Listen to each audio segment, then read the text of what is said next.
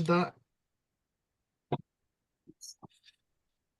도표의 하단선을 보면 나의 욕심과 죄성에 대한 인식의 성장이라고 적혔다. 이는 복음이 우리 속에서 바르게 역사할 때 우리의 죄성에 대한 인식이 계속해서 증가하는 것을 보여준다. 이 말은 우리가 더 악해진다는 뜻이 아니다. 그렇지만 우리는 점차 자신의 섭품 행위와 자신의 이상과 얼마나 끊게 되는지 왜 읽은 것 같지? 예, 이 여기까지, 페이지에 다 읽었습니다. 읽었죠. 여기까지 읽었습니다. 그러나 이거 다, 실제로는 우리의 죄성 때문에 여기다.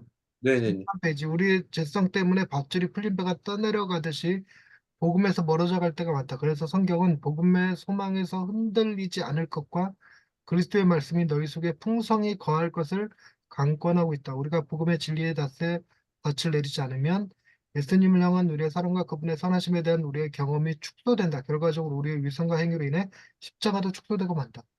그 위선과 행위로 우리의 십자가가 축소되는데 우리의 죄를 제대로 깨닫지 못하고 하나님의 거룩하심에 대한 인식이 바로 없기 때문에 그렇게 되는 거거든요.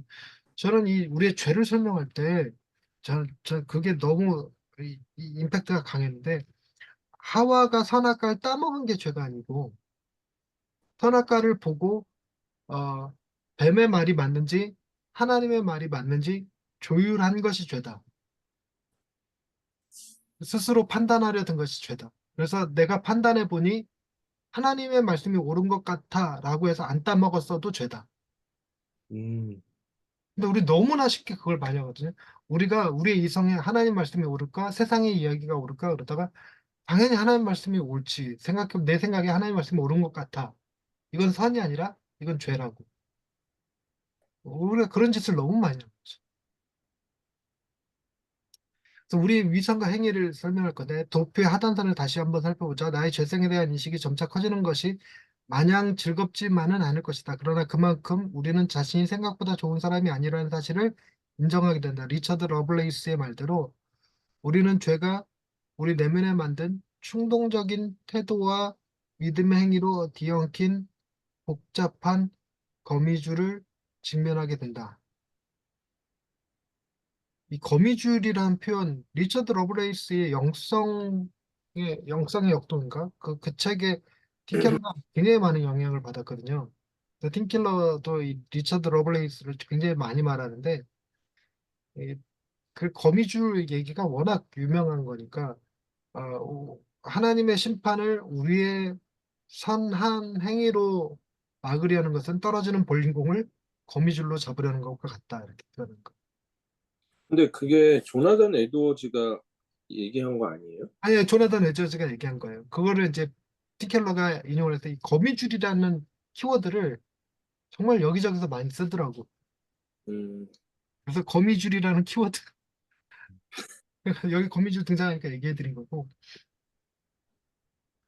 아, 우리는 우리가 생각하는 것보다 훨씬 더 큰 죄인이에요. 이게 위로가 됩니다. 우리는 우리의 죄를 발견하고 깜짝깜짝 놀랄 때 있잖아요. 이렇게 막 이렇게 치밀었고 뭐 깊은 슬픔에 빠지고 이게 다 우리 죄라는 사실 인식될 때 자신에 대해 굉장히 실망하잖아. 또 우리 찬양도 하잖아요. 네, 뭐죠? 실망하여 쓰러져. 이거 이상한 짓다. 너는 내 아들이라 그 찬양 처음 시작이 어떻게 되지? 힘들고 힘들고 지쳐. 힘들고 진짜 낭망하여 넘어져. 내 자신에게 일어날 힘 전혀 없을 때. 뭐 그런 걸 경험할 때 굉장히 당황스럽죠. 굉장히 당황스러운데 말씀이 복음이 가르쳐 주는 거야. 넌 네가 생각하는 것보다 훨씬 더 그 죄인이야. 이렇게. 아, 그런 그렇지. 이렇게. 그런 거지. 그 우리가 목회를 하다가 목회가 실패한다. 그러면 당연한 거. 그런 그렇지. 내가 죄인인데. 음. 성공한다? 기적. 뭐 이런 거. 하나님이 하신 거. 이렇게. 자, 그다음 예수님의 의의를 의지하지 않을 때는 자신의 죄성을 점점 더 크게 깨닫는 일이 우리를 억누르는 무거운 짐이 되어 버린다. 그래서 난 그렇게 큰 죄인은 아니야. 이 생각 자꾸 하게 만드는 거죠. 우리는 그 무게에 못 이겨 우리가 더 나은 사람이 좀 위로받고 싶어 한다. 이러한 위선은 여러 형태로 나타난다. 부정직함. 아, 나는 그렇게 나쁘진 않아. 비교. 나는 저 사람들처럼 나쁘지는 않아. 제가 잘하는 거예요. 맨날 정광훈. 핑계. 나는 원래 그렇지는 않아. 난 건들지만 않으면 착한 사람이야. 왜 그래? 잘못된 의의. 내가 이런 선한 일들을 봐. 나 이러면 또 개척한 사람이야. 우리가 죄인임을 인정하려 하지 않기 때문에 우리는 마음대로 진리를 비틀어 버린다. 여러분 죄인입니다. 그래서 우리가 팀켈러 복음 이거 익숙해지면 나는 우상 숭배자입니다라고 말하는 게 되게 쉬워요. 근데 제가 이 마음의 우상 강의를 예전에 할 때 목사님들 되게 불편해하더라고. 여러분 다 우상 숭배자입니다. 이 말 되게 불편해하고 그냥 제일 불편했던 거죠. 죄란 우리가 행한 모든 것입니다. 그랬더니 어느 한 분 목사님이 되게 비꼬면서 그럼 가서 전 목사 또 죄짓고 오라고 뭐 이런 분이 계셔갖고 우리가 죄인이라는 사실을 인정하는 게 되게 어려워. 우리는 술, 담배 안 하면 다 그나마 괜찮은 사람들이라는데 안 그래요. 우리 죄인이에요. 근데 우리가 죄인이라는 사실을 인식하는 것도 쉽지 않지만 인식하지만 두 번째 달라 하나님의 거룩하심을 점점 더 깨닫는 일도 역시 만만치 않은 도전입니다. 이것은 곧 하나님의 의로우신 계명과 그분의 완전하신 성품을 대면한다는 뜻이다. 이 과정을 통해 우리는 하나님의 기준을 충족하기에는 턱없이 부족하다는 사실을 깨닫고 죄에 대한 하나님의 거룩한 분노를 인식한다. 만일 우리가 예수 그리스도를 통한 하나님의 구원을 굳게 믿지 않는다면 우리는 늘 행위로 하나님의 인정을 받고자 노력할 것이다. 이러한 그릇된 관점과 하나님의 기대를 만족시키려는 노력으로 인해 우리는 쳇바퀴 같은 삶을 살게 된다.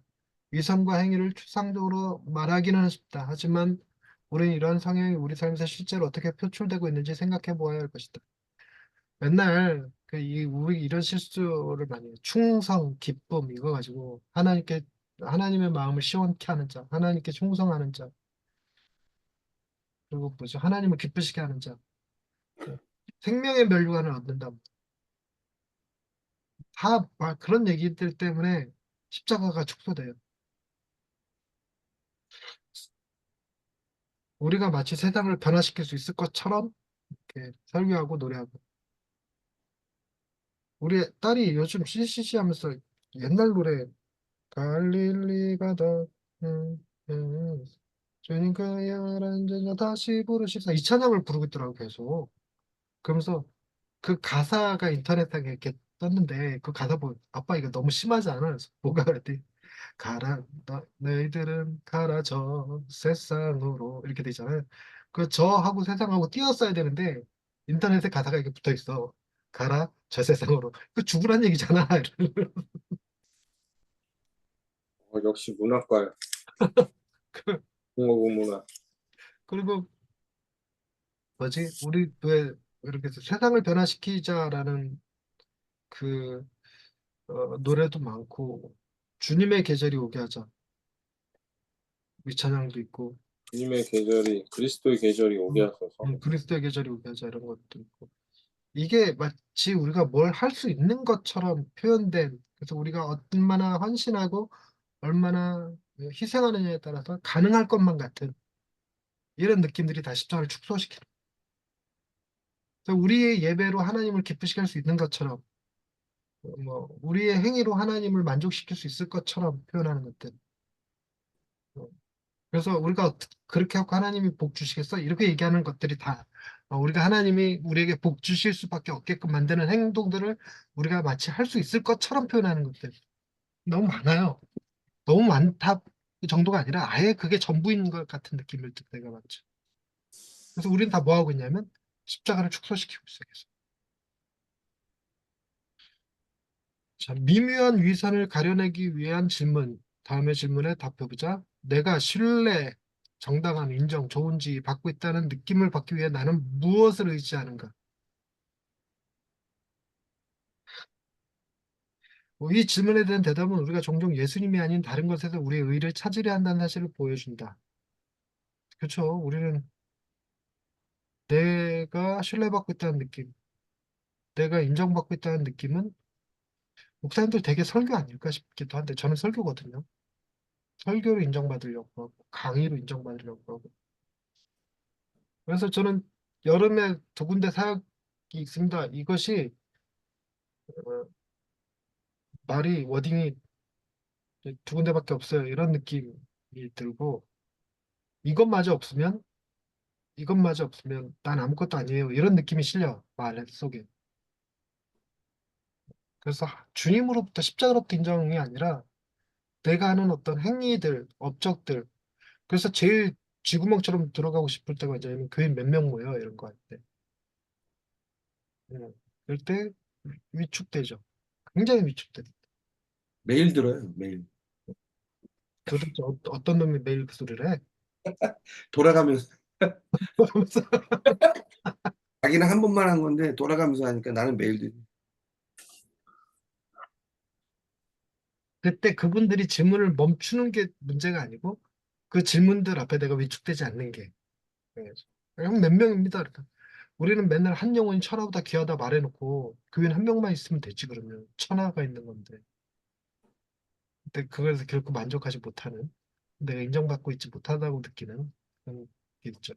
그래서 저는 뭐도 있냐면 류성룡 목사님 보면서 저 대형교회 담임 목사가 되실 분이 이런 생각하면 아니, 대형교회 아니 그 저 빼지 마 대형교회야 상대적 대형교회 월급 받는 교회잖아 월급 받는 교회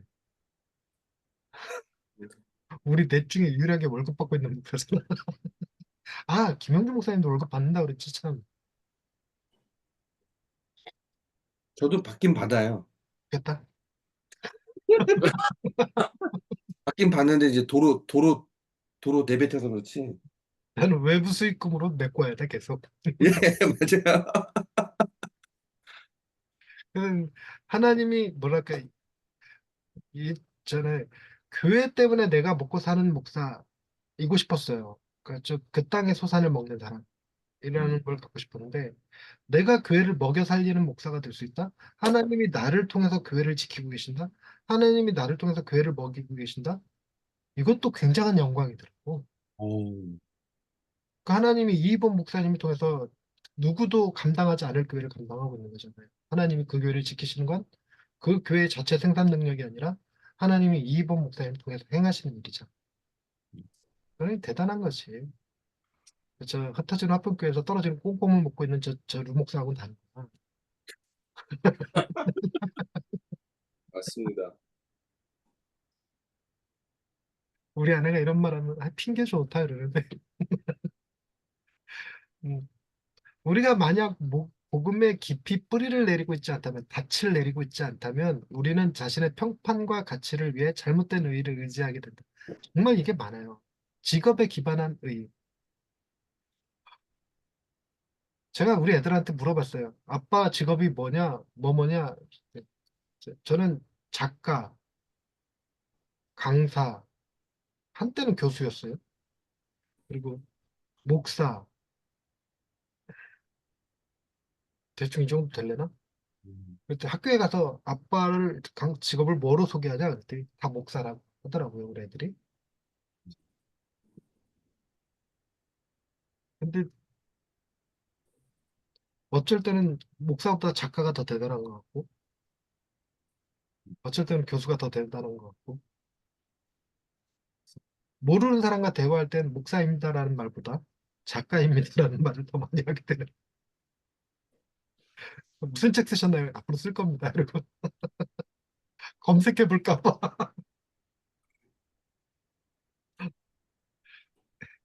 그래서 직업에 기반한 의, 나는 열심히 일하나. 따라서 하나님께서 보상해 주실 것이다. 저는 보상해 주는 것은 바라지도 않았어요. 이 말이 좀 웃기긴 한데, 보상을 바라지는 않았는데, 저주는 하지 않으실 줄 알았어. 그게 너무 컸어요, 그 괴리가. 그러니까 정말 달아 없어질 정도로 일 중독 환자였으니까 어마어마하게 헌신했는데, 애가 장애를 갖고 태어나. 이게 못 견디겠는 거야. 내가 열심히 일했으니까 하나님 나 잘 되게 해주세요. 이런 것까지 바라지 않았지만, 그렇게 열심히 일했는데 망하지는 말아야 되지 않나요? 이런 생각. 이게 컸어요. 직업에 기반하는, 가족에 기반하는. 나는 부모로서 자녀를 올바로 양육하다. 따라서 나는 자녀를 다스리지 못하는 부모들보다 더 경건하다. 목사님들이 특히 자기 애들이 잘 키워냈다, 뭐 아기들이 잘못했다, 이렇게 감당 이거 뭐지?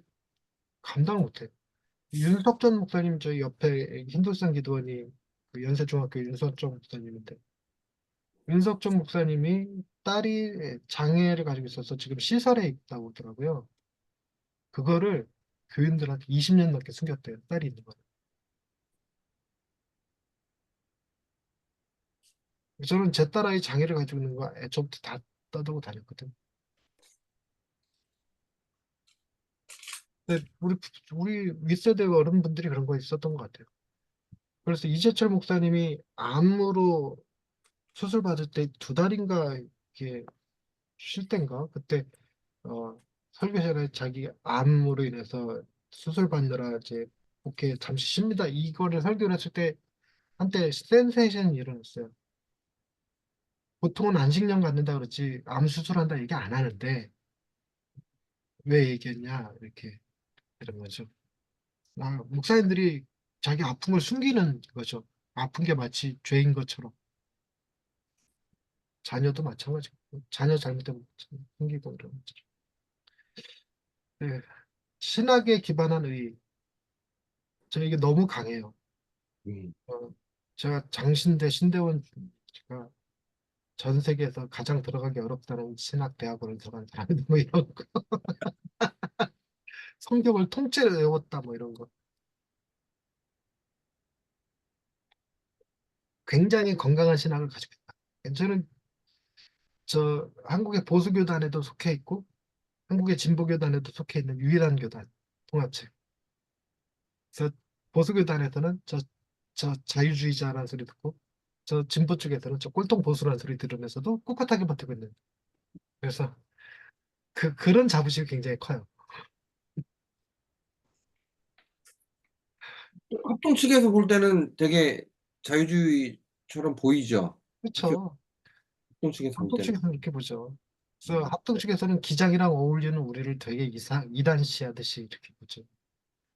근데 기장 측에서는 저 합동 측이랑 어울리는 목사들이라고 이렇게 얘기하지. 그다음에 합동 측이 지식은 엄청 네? 보수적이에요. 네? 합동 측이 엄청 보수적이에요. 아 그럼요. 보수적이죠. 합동 측은 절대 기장이랑 안 놀잖아. 그렇죠. 나는 감리교 친구들도 있고요. 기장 측 목사님들도 알고요. 제가 그리고 저 고신 측도 알고 있어요. 그래서 우리 통합이 우리 장신대 딱 들어가면 입구에 경건과 학문 이렇게 써 있어요. 돌에다가 크게. 근데 우리 뭐라 그래요? 경건은 저 합동 측에 뺏겼고 학문은 기장 측에 뺏겼고 우리는 과만 남아 있다 이렇게 얘기. 지식에 기반한 의. 나는 다른 사람보다 더 많은 책을 읽고 더 잘 표현하면 더 고상하다. 나는 당연히 다른 사람보다 우월하다. 아, 이게 너무 심해. 1년에 150권 책을 읽으니까요. 이게 150권 책이 목사님들 사이에서 꽤나 넘사벽이에요. 어, 어. 그러니까 150권 책을 읽는다? 그래봐야 일주일에 3권이거든요. 2권, 3권. 일주일에 2권, 3권이면 하루에 2시간, 3시간도 책 안 읽는다는 얘기예요, 책을. 그럼 나 스스로 150권 읽는다는 게 많이 읽는다 생각 안 하거든요. 근데 상대적으로 50권도 안 읽는 분들 보면 한심해 보여, 또 이게. 음. 이게 내 지식에 기반한 의죠. 금년에는 내가 100권을 안 넘겨보려고. 어우, 그래서 책을 가급적 안 읽고 있어요. 이게 핑계이긴 한데, 그 영어 마레부카라고 하는 그 영어 공부하느라고, 아, 네네. 여기에 시간을 너무 많이 뺏기니까 책이 잘 안 읽혀지긴 해. 근데 어찌됐건 금년에 시작할 때, 금년 목표에 100권 이하로 책 본다. 오. 책 중독이라서 150권 이상을 보는 거니까, 100권 이하로 책을 보고 마레부카를 하겠다. 뭐 이제 요렇게 이제 금년 목표를 이렇게 세웠었는데 잘 지키고 있어요. 책 안 읽고 있어. 이렇게 말하면서도 지금 동시에 책을 4권, 5권 보고 있는 것 같아. 책 읽기 모임 이렇게 여러 개가 있으니까 계획에 기반한 이 저는 그 아내가 저한테 네가 칸트냐 그랬었어. 그래서 루틴이 굉장히 강해요. 아, 밥 먹는 시간, 심지어 똥 싸는 시간까지 루틴이 굉장히 강합니다. 그래서 이렇게 누가 나더러 내 루틴 갖고 뭐라 그러면 오히려 기분이 너무 상해. 네가 잘하는 거냐? 그럼 루틴대로 살아야지. 그래서 나는 이렇게 이렇게 스케줄 잡아놓으면 어기는 일이 거의 없어요. 뭐 내가 병원에 입원하지 않는 한. 그러다 보니까 오늘도 선교사님 못 나오셨지, 백인범 목사님 못 나오셨지, 우리 이 멤버 중에 못 나오신 분들 있잖아요. 이 복음을 알기 전 같은데 지금도 사실 그 마음이 남아 있어요. 이거를 불성실하다고 느껴요. 근데 불성실하다고 느끼지만 그걸 지적하는 것보다 상대적으로 뭘 느끼냐면 유성룡 목사님이 대단하다고 느껴요. 참 성실해.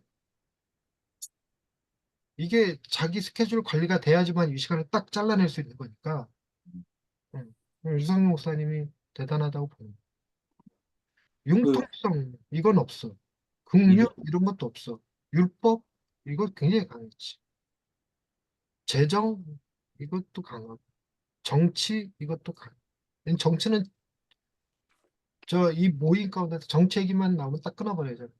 우리 교회에서도 정치 얘기 절대 못하게 합니다. 그렇죠. 우리 교회에서 절대로 하지 말아야 될 얘기가 정치 얘기랑 주식 얘기. 절대로 못하게 해. 그런데 저랑 다른 저와 다른 정당을 지지하는 목사님하고 대화하기가 싫어. 너무 커. 그래서 말하지 말자 이렇게 얘기하는데 너무 커. 그래서 딱 막 비난해 속으로. 친하게 지내려고 다가갔다가 나랑 정당이 다르다는 걸 알고 확 멀어져 버린 목사님도 계셔요. 음, 우리 CTC. 아, 이게 너무 크더라. 나에게 너무 큰 우상이야. 관용 이런 건 없진 않대.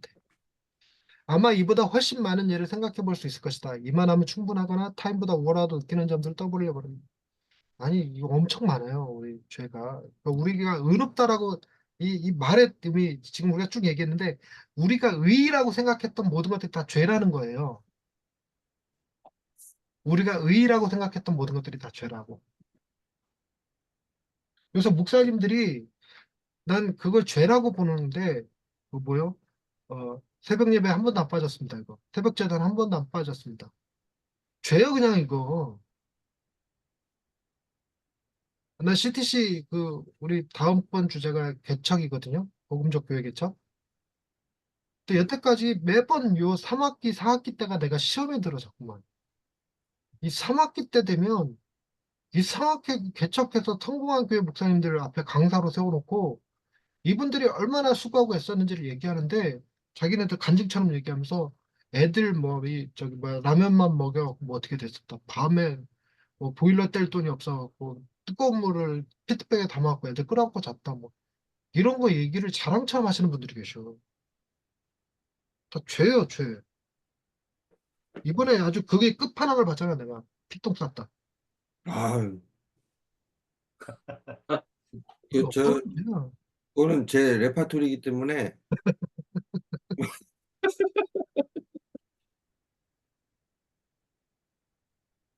죄. 음. 김영준 목사님 주일 빠져본 적 있어요? 개척하고? 주일날요? 네. 전혀 없죠. 그 죄라고. 이걸 죄라고 인식하기 전까지 되게 힘들어. 그래서 목사들, 그게 농담처럼 하는 말이긴 하지만, 바쁜 건 죄다. 음. 바쁜 건 죄다. 이 말에 내가 제일 걸리긴 하는데, 저는 안 바쁘다고 그러게. 지금 되게 다른 사람들 보기에, 아, 저 목사 되게 바쁠 것 같아 이러지만, 안 바빠. 뭐 일단 내가 바쁘려면 내 마음이 쫓겨야 되는데, 쫓기는 느낌이 없어요. 막 쫓겨야 바쁜데. 근데 쫓기질 않아. 그러니까, 뭘까, 이게 이제 내 죄, 의로 치장된 죄. 그러면 저희 이거 강의 준비 안 해도 돼. 그러니까 강의가 있다고 해서 바쁘지 않아. 강의 준비를 안 하니까. 누가 글 써달라고 하면 저 TGCK, 야, 여러분 TGCK 들어가서 글 좀 보세요. 네네. 한 달에 2개씩 제가 글 올려요, 거기에. 근데 꾸준히 TGCK 글 보내거든요. 그러니까 거기에 이제 저 말고도 한 달에 한 번씩 꼬박꼬박 글 올리시는 목사님 계시는데, 그 목사님이 지난번에, 아니, 도대체 어떻게 2개씩 글을 쓰시냐고. 음. 안 바빠. 2개밖에 안 실어주니까 그렇지. 내가 보내놓는 건 맨날 6개, 7개씩 보내놔. 그중에서 2개가씩이야. 근데 이렇게 뭔가 써달라고 그러면 바로 즉석에서 써줘요. 제가 그 이태원 사고 났을 때 예. 할로윈 축제 그거 TGC 편집장이 저한테 전화해갖고 뭐 1시간 내로 2시간 내로 글 써달라는 거예요. 그거 그때 할로윈 축제 딱 터졌을 때 뭐 단톡방이고 다 이렇게 뭐라 그러냐면 귀신 숭배해갖고 다 하나님이 지금 심판하셨다 뭐 이런 내용들이 많으니까 편집장이 누구한테 글을 맡겨야 그런 내용이 안 나올까 생각하다 나를 생각했다는 거예요. 그래갖고 제가 그 자리에서 바로 글 써서 보내줬어요. 그 신문에 났더라. 음. 오, 신문에 났어. 크리스천 타임즈인가에서 누가 몇 군데 인터넷 찌라시라고 불리는 거 있죠? 왜 인터넷 신문들. 그런 데서 퍼갔더라고. 그런 거 글 쓰는 거에 대한 부담감이 별로 없어요. 그러다 보니까 쫓기는 게 없어. 글 부탁을 받아도 안 쫓기고 설교 부탁은 더더군다나 설교 준비 자체를 안 하니까 이부 목사님 이렇게 말이죠. 보따리 장수. 우리는 그냥 보따리 장수지. 설교를 준비해서 가나 있는 설교 들고 가는 거지. 그러니까 별로 안 쫓겨요. 이게 다 내 죄인 거야. 그래서 그게 융통성 아니에요? 융통성에 기반한 죄지. 의라고 생각하는. 아까는 목사님 이거 없다고 그랬는데, 아, 내가 말하는 융통성이란 그거죠. 사람들 용납하는 거. 아, 예, 물론 제가 그 가치관처럼 여기는 게, 어, 아, 가수 이름이 생각이 안 나는데. 사람들은 다 그래. 라고 말했던 가수가 있어요. 딱 떠오르는 사람 없어요? 아침 이슬 불렀던 양희은. 양희, 사람들은 다 그래. 그 말을 했거든요. 사람들은 다 그래. 사람은 원래 그래. 그랬나? 그래서 그 말을 제 금가 옥조처럼 여기고 사는데, 그래도 융통성이 잘 발휘가 되진 않아.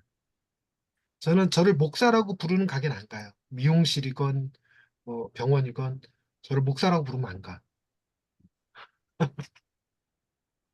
융통성이 없어. 이거 좀 엉뚱한 소리 했다 계속. 우리의 죄와 부패한 마음의 심각성을 정직하게 직면하기보다 행위에서 의로움을 찾게 된다. 더 나아가 그 의로움을 토대로 다른 사람을 비판하고 배제한다. 뭐, 이거 너무 쉽게 해요. 이게 세리의 기도잖아요. 아니, 바리새인의 기도. 이렇게 자신을 높이고 자신보다 덜 의로운 사람을 정죄하는 것이다. 다시 말해 행위에서 찾는 의로움은 죄를 더 짓게 할 뿐이다. 잠시 행위에 대한 우리의 성향을 드러내는 다음 질문에 답해보자. 유성민부터 읽을 수 있나요? 네. 하나님께서 지금 나를 보고 계신다면 어떤 표정일까? 이 질문에 하나님의 실망하신 모습이 연상되는가? 화나신 모습? 무관심? 혹은 제대로 해라. 날 위해 조금만 더 잘해주렴이라고 하실 것 같은가?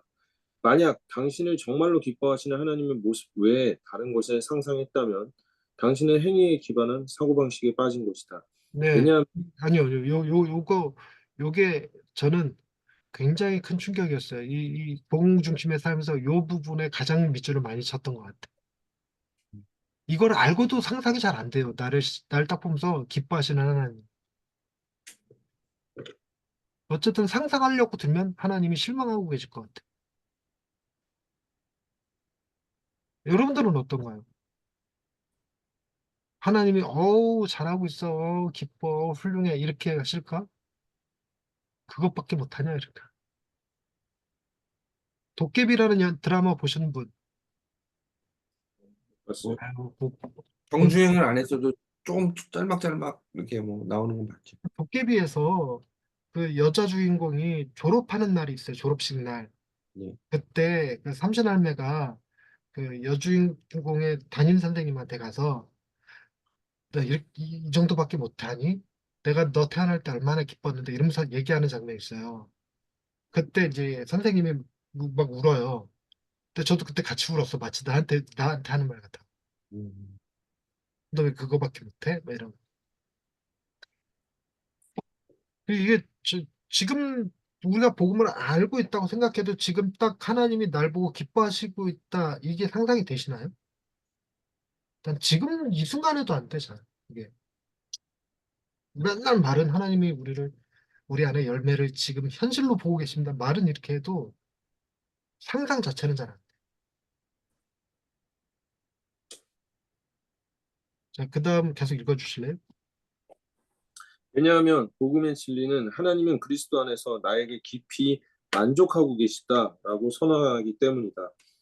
하나님은 예수님의 사역에 근거하여 우리를 자신의 아들과 딸로 삼아 주셨다. 하지만 우리의 정체성이 예수님께서 이루신 일에 깊이 뿌리박고 있지 않다면 우리는 행위에 의존하는 신자로 전락하고 만다.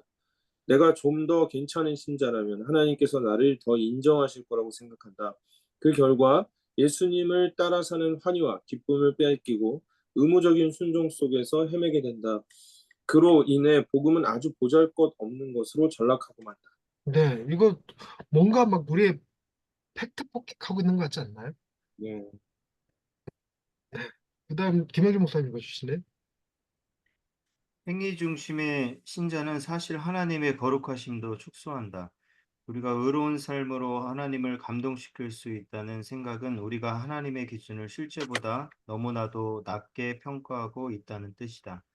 무한하고 완벽하신 하나님의 거룩하심에 경이로워하기보다 열심히 노력하면 하나님의 사랑과 인정을 받을 수 있을 거라고 자신을 설득한다. 네, 김영준 목사님 하나님의 인정하심을 받으려고 수고하고 애쓰는 적이 많죠. 지금 하나님의 인정을 받고 계신다고 느껴요? 인정받으려고 노력해야 된다고 느껴요? 근데 이제 그런 부분에 있어서 이제 뭐 평상시에는 뭔가 내가 어, 나의 모습을 바라볼 때 하나님 기뻐하지 않으시겠다 이런 생각이 드는데 또 정말 또 이렇게 마음 가운데 그 복음이 이렇게 내 마음과 깊이 다가올 때 있잖아요. 네, 네, 있죠. 없으세요? 아니, 있죠. 네, 네. 예, 그럴 때는 어, 진짜 나를 그리스도 안에서 예수님처럼 나를 바라봐 주신다 이런 또 확신이 들죠. 네. 그런 어떤 믿음이 되게 뭐죠? 그 하나님 예수님이 세리한테 의롭다라고 말하는 장면을 상상해 보세요. 세리에게 세리에게 의롭다. 그 세리의 자리에 마누라 집어넣어봐. 돼? 교인 중에 제일 골칫덩어리 하나 집어넣어봐. 돼? 그리고 정광훈이 김명진이 이런 애들 집어넣으면 돼? 아, 나 너무 싫어. 그러니까 일단 하나님이 나를 기뻐하시고 있다는 사실을 인정하더라도 그 새끼도 기뻐하고 계신다는 사실을 알면 뭐 이게 짜증나는 거야. 세리를 기뻐하신다고? 세리를 의롭다고 하신다고? 이게 우리가 각게 살다 보면 나랑 의견이 안 맞는 목사님들 만나서 막 정말 내가 나이만 좀 더 비슷해서 대판 싸웠을 것 같은 목사님들 그런 목사님을 하나님이 지금 기뻐하고 계신다? 뭐 되게 짜증스럽지 않나요? 네. 네. 되게 짜증스러워. 근데 저는 이제 그런 생각이 들어요. 진짜 복음 안에 있는가? 정말 예수님 믿나? 이제 그런 의문이 드는 거 아니 그분들은 그 복음 안에 있지 않더라도 우리가 아는 진실은 하나님이 그분들도 기뻐하신다는 거예요. 오두막이라는 책 유명하니까 아시긴 하죠. 폴 영이 쓴 책. 거기서 하나님이 그, 그 주인공의 딸을 토막살인 낸 그 범인조차도 하나님이 사랑하고 계신다고. 음, 그거를 그 주인공이 감당 못하니까 말을. 저도 그게 감당이 안 돼. 내 딸을 죽인 범인을 하나님 사랑하신다고? 그게 감당이 안 되는 거예요. 하나님의 사랑은 우리가 감당할 수 있는 사랑이 아니야. 너무 커. 너무 커. 지금 하나님이 우리 지금 이렇게 복음 때문에 고군분투하는 우리를 기뻐하시겠죠. 근데 이거 안 하고 있는 다른 목사님들 동일하게 기뻐하실 거라는 거 생각하면 막 짜증나지 않나?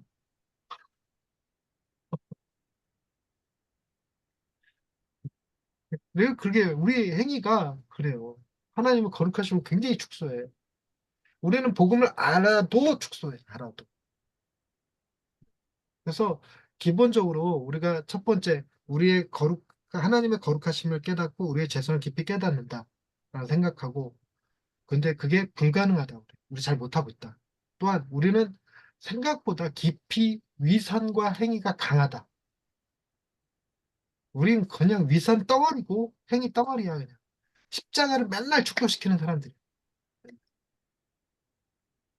그래서 누구는 구원받고 누구는 구원받지 못했을 거라고 쉽게 생각해. 하나님이 저 사람 기뻐하지 않을 거라 생각하고 하나님이 저 사람을 기뻐한다면 난 그런 하나님 싫을 것 같아. 한편 강도가 구원받았다는 사실 얼마나 짜증스러워. 저 천국 갔더니 히틀러가 와 있어. 얼마나 짜증나. 근데 하나님의 사랑은 히틀러라도 구원하실 수 있잖아요. 히틀러 죽을 때 아무도 못 봤대. 그러니까 죽기 전에 영세 받았을 수도 있어요. 그럼 되게 짜증나잖아. 그 누가 영세 줬어 하고 그 영세 준 신부 찾아갖고 죽여버리고 싶잖아. 우리 행위가 그래. 그래서 이성과 행위에 대한 이런 미묘한 성향들은 복음을 온전히 믿지 못하도록 못하는 것이 모든 죄의 뿌리임을 보여준다. 그래서 우리는 우리가 생각했던 것보다 정말 큰 죄인이에요. 우리가 생각하는 것보다 그저 큰 죄인이 아니라 상상 불가로 큰 죄예요. 이게 여러분 그거 과학 공부할 때 우주에 끝이 없다는 거 아세요? 끝이 없는 게 아니라 있는데 끝이 없는 것처럼 느껴요. 우주는 끝이 있어요. 이렇게 네모 반듯하게 사진을 딱 찍으면 우주를 딱 찍었을 때 우주가 만약에 무한대로 끝이 없으면 별들이 빈틈없이 박혀 있어야 돼. 그 사진에 별들이. 근데 빈틈이 존재한다는 건 우주가 끝이 있음을 얘기해요. 음. 근데도 우리는 그 우주를 무한대로 느끼잖아. 근데 그 반대로도 무한대로 느끼는 거 알아요? 우리의 세포를 파고 들어가면 제일 작은 게 원자보다 작은 게 핵보다 작은 게 무슨 쿼텀가 뭐 이래갖고 세 가지 쿼텀가 뭐 나오죠. 워크. 쿼크. 음. 쿼크도 그게 제일 작은 게 아니라 그거 이상을 들여다 볼 수 있는 기술이 없는 거지. 그러니까 마치 우리 내부로도 무한대로 있는 거죠. 예, 네. 마치 하나님의 거룩하심이 저 우주를 보는 것 같고 우리의 죄성이 저 쿼크를 보는 것 같은 느낌.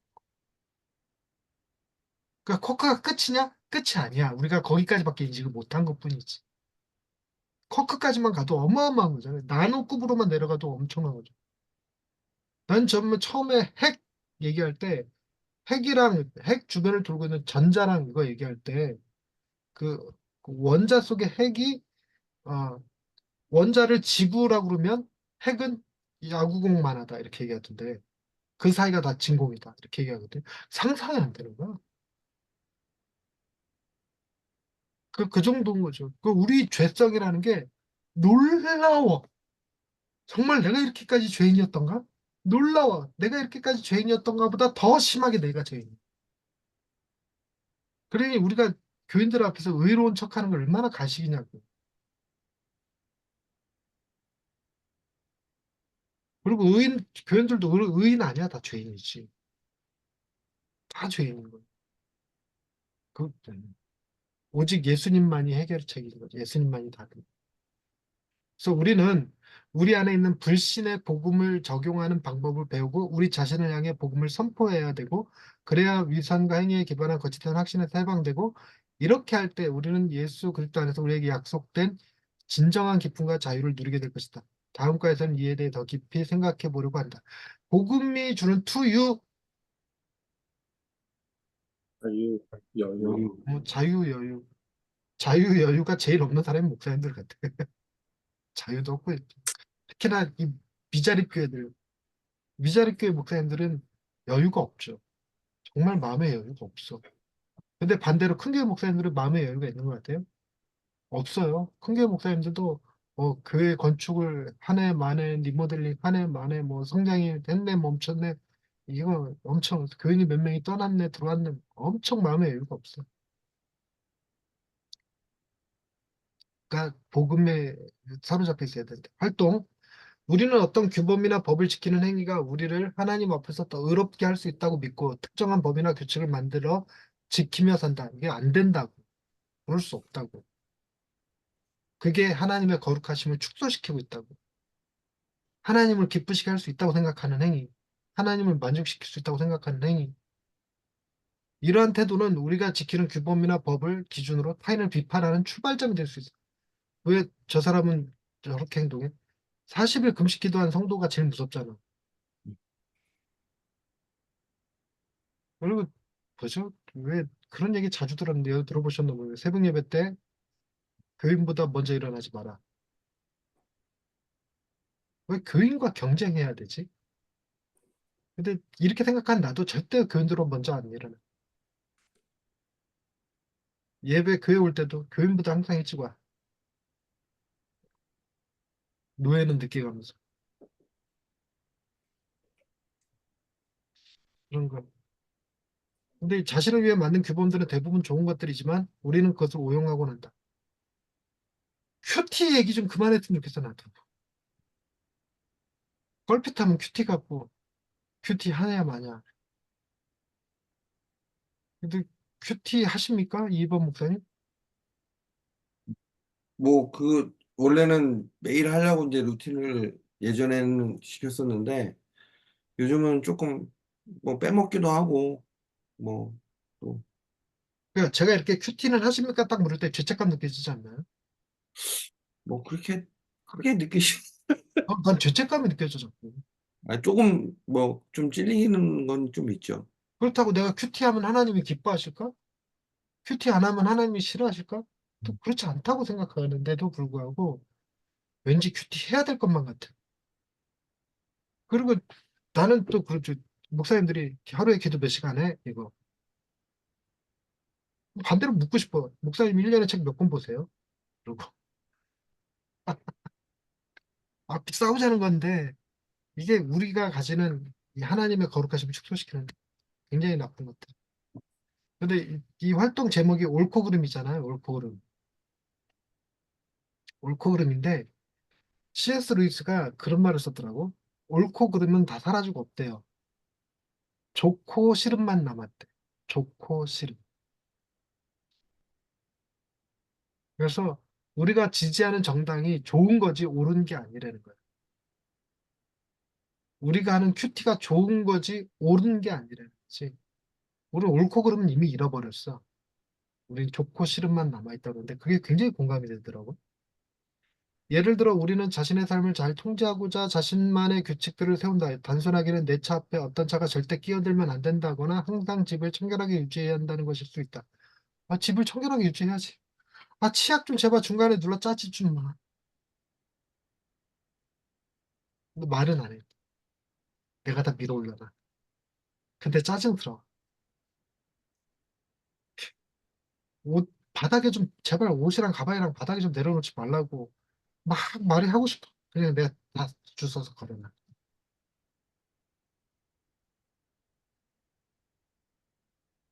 이런 게 스트레스가 돼. 근데 나는 이 공간, 지금 이 사무실 공간을 내가 되게 좋아하는데, 여기는 내 전용 공간이거든요. 근데 우리 가족들 한번 왔다 갔다 하면, 저 수건도 엉뚱한 데가 있고, 저 선풍기도 엉뚱한 데가 있고, 여기 위에 온갖 컵들이 다 올라와 있고, 짜증나. 저렇게 딱 정리돼 있어야 돼. 이걸 뭐라고 부르지? 강박. 결벽증, 결벽증. 우선 휴지도 이렇게 접어서 버리지, 이렇게 꾸겨서 버리는 일이 없어요. 어 이렇게 접어서 버려야 돼. 우리 딸이 맨날 나가고 놀려. 코푼 휴지도 이렇게 딱 각을 잡아서 버리냐고. 종이는 다 이렇게 접어서 버려야 돼. 비닐로도 다 접어서 버려야 돼. 어, 너무 너무 답답하지 않으세요? 난 이게 좋아. 그래서 이걸로 다른 사람을 평가하지 않으려고 애써. 그래서 우리 가족들 중 우리 애들도 포함해서 나 닮은 놈이 아무도 없어. 절대로 그걸 뭘 안 해. 심지어 나는 뭐도 뭘 안 하냐면 식사 시간에 나 혼자 기도하지 기도하고 밥 먹자 소리 안 해요. 우리 애들 기도 안 해. 밥 먹을 때. 근데 나는 기도해야 되는 것이 옳다고 배우고 자랐어. 근데 이것이 애들한테 기준으로 적용되는 건 옳지 않다고 또 보고만 듣게. 그래서 가족 예배 얘기하시는 분들 보면 마치 그걸 자기 의처럼 그래 우리 집은 가정 예배 드려요 뭐 이러고 그래. 그게 죄라고 막 말하고 싶어. 그게 죄라고 뭐 이렇게 얘기하고 싶어. 그러면 안 드리는 건 선이냐? 안 드린 것도 죄라고. 우리 안에 선이 어딨어. 자랑하지 말라고. 자랑하지 말라고. 나도 150권 읽는다고 자랑하지 말아야 되는데 자꾸 얘기하게 되네. 이때 아니면 얘기 안 해, 절대. 복음 다룰 때만 얘기하지. 이것도 핑계다. 나를 지금 변명했어, 스스로. 그런데 누군가 내가 세운 규칙을 위반하면 내가 나의 삶을 제대로 통제하지 못한다고 느끼거나 다른 사람들이 나를 존경하지 않는다고 생각한다. 이거 너무 커요. 제일 스트레스 받았던 게 우울증 때문에 아내한테 얘기하면서 그거 드디어 얘기했네. 이불 좀 제발 뒤집지 좀 말라고. 이불을, 이불이 요 위에 이렇게 선이 그어져 있으면 이불 이렇게 덮어야 되거든. 이게 위에 올라오니까. 근데 아내는 이불을 꼭 이렇게 깔아놔. 어머, 열받아 뒤지겠는 거야, 이거. 또 제발 이불 좀 똑바로 깔아라고, 똑바로. 나중에 물으면, 그냥 이불 깔지 마, 내가 깔아놓을 테니까. 이렇게까지. 이게 스트레스가 되는 거야. 왜 그럼 이불을 살 때 이거 위에 선 있는 거 사지 말라고 그러면 위아래 구분되는 거. 왜 구분되는 거 사놓고 이불 뒤집어 놓냐고. 근데 아내가 내가 맨날 뒤집은다고 뭐라고 그랬더니 자기는 이렇게 놓는다고 뭐라고 그런 게 아니라 이렇게 놓는다고 뭐라고 하는 줄 알았대. 그래서 자기는 잘 맞는데 맨날 뭐라 한다는 거야.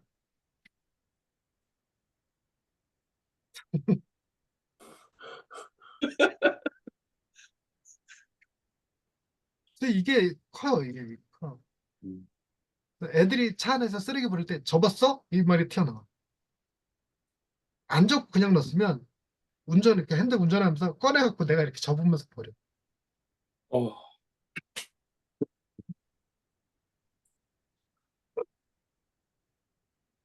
우울증 걸리게 생겼지. 그래서 우울증 걸렸어, 나. 그래서 이런 것들이 나를 종용하지 않는다고 느껴요. 그래서 뭐죠? 이것도 심해. 8시 이후에 들으시는 분들은 나 종용하지 않는다고 생각해. 그러면서 스스로 뭐라고 느껴요? 종용받으려고 하지 마라. 이렇게 생각하는 거지. 8시 이후에 들어오시는 분들 다 종용한다. 이렇게 생각은 안 해요.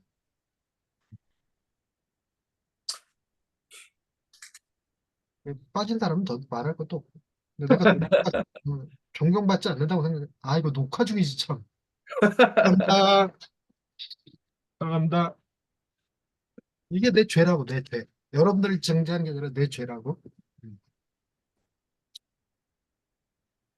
자, 적용 질문으로 넘어가. 나를 위해 세운 규칙이 있는가? 이 규칙을 지키면 좋아지고, 기분이 좋고, 지켜지지 않으면 짜증이 나거나 우울했던 적이 있는가? 그런 경험이 있다고 함께 나눠보자. 다 있겠죠? 유 목사님 뭐 있어? 저를 위해서 세운 규칙이요? 네. 저는 그렇게 규칙적이진 않는데 사역을 하고 났으면 월요일에는 놀아야 돼요. 응. 월요일에는 놀아야 되는 규칙이 있습니다. 근데 지금 디테일하지, 말귀를 못 디테일하지, 알아듣는, 그렇죠. 말귀를 못 알아듣는 것 중에 하나가 나를 위해 세운 규칙이 나에게만 적용되는 규칙이 아니고 아, 애들한테 정한 규칙, 아내에게 정한 규칙. 그러네. 음. 그게 다 나를 위한 거예요. 애들 말로는 다 니들을 위한 거야. 말은 그렇게 하는데 네네네네. 나조차고 하는 거야. 그렇죠. 음. 그렇죠. 그러니까 자전거 뭐 사지 마, 오토바이 사지 마. 맨날. 바닥에 이제 바닥에 가방 던져놓지 마라. 좀 어, 뭐 이런 거죠. 그런 그렇죠. 그런 건 이제 사소한 것들이고. 그리고 또 사소하게 여기네. 그거 큰 죄라니까? 더 그러니까 사소한 것만 몇 가지 얘기해 봅시다. 김영주 목사님 세운 규칙 잘 안 지키는 거 사람들이.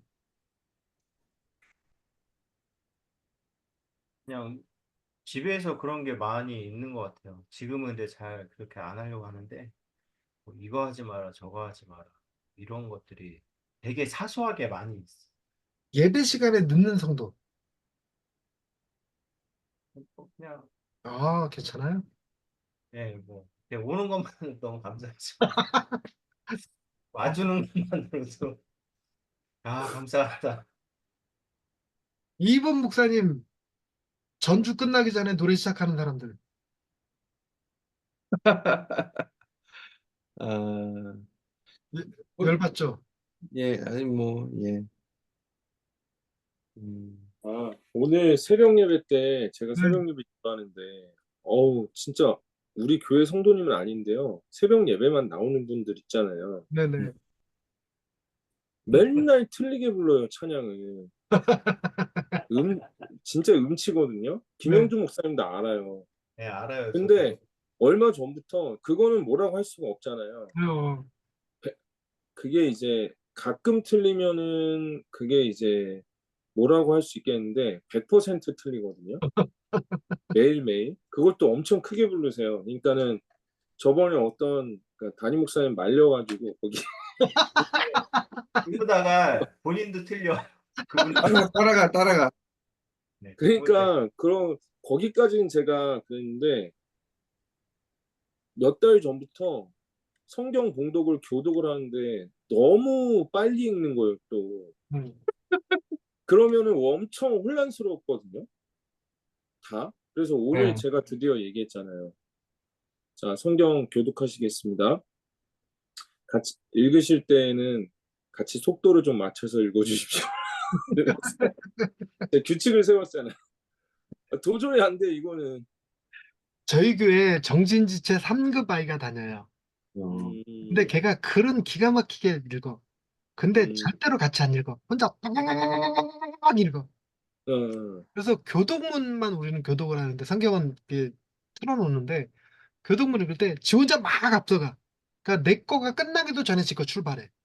어, 그래요. 그러니까 걔가 먼저 딱 끝나고 교인들이 뒤따라오고. 그리고 맨 마지막에 다 같이라는 거 있잖아요. 네. 그거만 나오면 걔가 외쳐. 다 같이! 이거 외쳐. 근데 한 번도 뭐라 안 했어. 음, 대단하시네요. 아니, 대단한 게 아니라 근데, 정신체 3급이니까.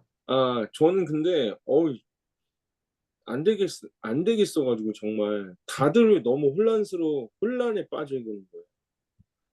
그래가지고.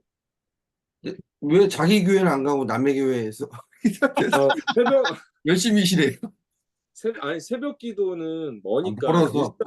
일산 쪽에 교회를 다니세요. 그래서 저희 교회 나오시는데, 아무튼, 너무 좀 그렇습니다.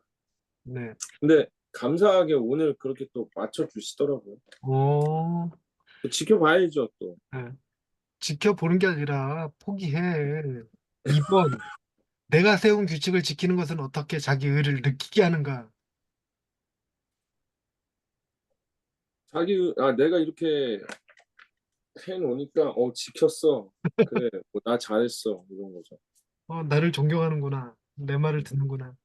네, 이게, 그러니까, 그래서 이 복음 중심 삶을 하면서 적용 질문이라든가 활동이라든가 이런 거 하면서 네, 내가 할 수 없다, 내가 못하고 있다, 이런 발언들이 주를 이루어야 되는데, 앞으로 이렇게 잘합시다, 잘해보십시다, 이러면 신율법 됩니다. 이거 조심하셔야 돼요.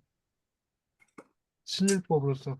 그러니까, 우리 규칙을 없애버리십시다, 규칙을 지키지 마십시다, 이런 표현을 쓰는 거는 적용을 잘못한 거야. 근데 우리에게 알게 모르게 규칙이 많이 있고, 그 규칙들이 우리를 의롭게 하고 있구나라고 하는 것을 깨닫게 하는데 목표가 있는 거지. 그러니 네, 규칙 세우지 말고 자기를 느끼지 말고 이렇게 신율법으로 가면 안 돼요. 그럼 또 다른 의의가 돼. 자, 3번, 이러한 그렇습니다. 규칙을 따르는 것이 어떻게 이웃사랑을 방해하는가. 최대한 구체적으로 말해보자고. 이웃사랑을 방해하는 게 저 사람은 저래서 같이 못할 사람이고 이 사람은 이래서 상대하기 싫고 뭐 이런 거지. 그렇죠. 그게 적용집니다. 오늘은 여기까지고요. 네. 2분 오버했습니다. 오늘 저 얘기가 너무 재밌어갖고 오버됐네. 자, 제가 끊고요.